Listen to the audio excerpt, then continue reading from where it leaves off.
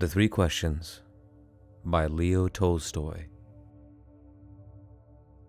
It once occurred to a certain king that if he always knew the right time to begin everything, if he knew who were the right people to listen to and whom to avoid, and above all, if he always knew what was the most important thing to do, he would never fail in anything he might undertake.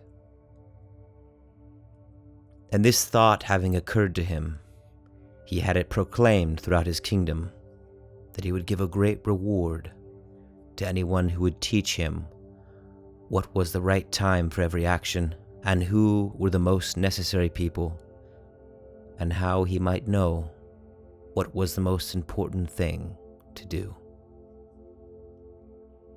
And learned men came to the king, but they all answered his questions differently. In reply to the first question, some said that to know the right time for every action, one must draw up in advance a table of days, months, and years, and must live strictly according to it. Only thus, said they, could everything be done at its proper time. Others declared that it was impossible to decide beforehand the right time for every action, but that not letting oneself be absorbed in idle pastimes, one should always attend to all that was going on, and then do what was most needful. Others again said that however attentive the king might be to what was going on, it was impossible for one man to decide correctly the right time for every action, but that he should have a council of wise men who would help him to fix the proper time for everything. But then again, others said there were some things which could not wait to be laid before a council, but about which one had at once to decide whether to undertake them or not. But in order to decide that, one must know beforehand what was going to happen. It is only magicians who know that, and therefore, in order to know the right time for every action, one must consult magicians.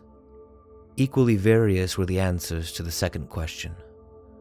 Some said the people the king most needed were his counselors, others the priests, others the doctors, while some said the warriors were the most necessary. To the third question, as to what was the most important occupation, some replied that the most important thing in the world was science. Others said it was skill in warfare, and others again that it was religious worship. All the answers being different, the king agreed with none of them and gave the reward to none. But still wishing to find the right answers to his questions, he decided to consult a hermit, widely renowned for his wisdom. The hermit lived in a wood which he never quitted, and he received none but common folk. So the king put on simple clothes, and before reaching the hermit's cell, dismounted from his horse, leaving his bodyguard behind.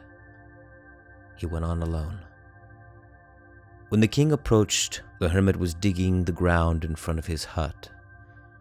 Seeing the king, he greeted him and went on digging. The hermit was frail and weak, and each time he struck his spade into the ground and turned a little earth, he breathed heavily. The king went up to him and said, "I have come to you, wise hermit, to ask you to answer 3 questions.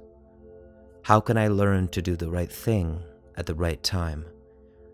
Who are the people I most need, and to whom should I, therefore, pay more attention than to the rest? And what affairs are the most important and need my first attention?" The hermit listened to the king, but answered nothing. He just spat on his hand and recommenced digging. "You are tired," said the king. "Let me take the spade and work a while for you."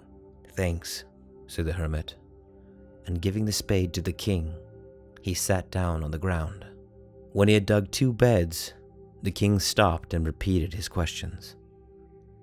The hermit again gave no answer, but rose stretched out his hand for the spade and said, "Now rest a while, and let me work a bit."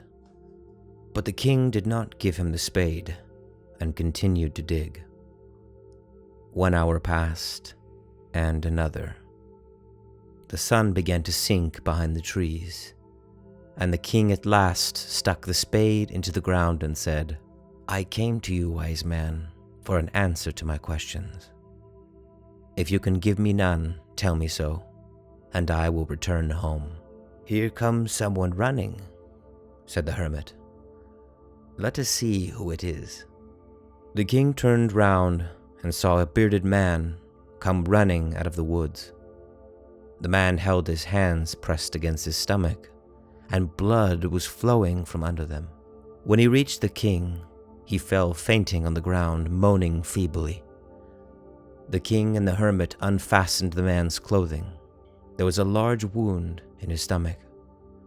The king washed it as best he could and bandaged it with his handkerchief and with a towel the hermit had, but the blood would not stop flowing. And the king again and again removed the bandage soaked with warm blood and washed and rebandaged the wound.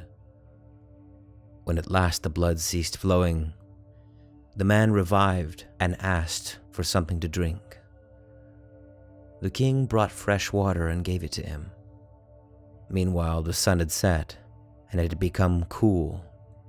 So the king, with the hermit's help, carried the wounded man into the hut and laid him on the bed. Lying on the bed, the man closed his eyes and was quiet. But the king was so tired from his walk and from the work he had done that he crouched down on the threshold and also fell asleep, so soundly that he slept all through the short summer night. When he awoke in the morning, it was long before he could remember where he was or who was the strange bearded man lying on the bed and gazing intently at him with shining eyes. "Forgive me," said the bearded man in a weak voice when he saw that the king was awake and was looking at him. "I do not know you and have nothing to forgive you for," said the king. "You do not know me, but I know you. I am that enemy of yours who swore to revenge himself on you because you executed his brother and seized his property. I knew you had gone alone to see the hermit, and I resolved to kill you on your way back. But the day passed, and you did not return, so I came out from my ambush to find you, and came upon your bodyguard, and they recognized me and wounded me. I escaped from them, but should have bled to death had you not dressed my wound. I wished to kill you, and you have saved my life. Now, if I live, and if you wish it, I will serve you as your most faithful slave, and I will bid my sons to do the same. Forgive me." The king was very glad to have made peace with his enemy so easily, and to have gained him for a friend, and he not only forgave him, but said he would send his servants and his own physician to attend him, and promised to restore his property. Having taken leave of the wounded man, the king went out into the porch and looked around for the hermit.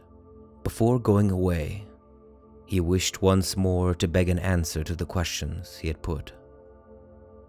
The hermit was outside on his knees, sowing seeds in the beds that had been dug the day before.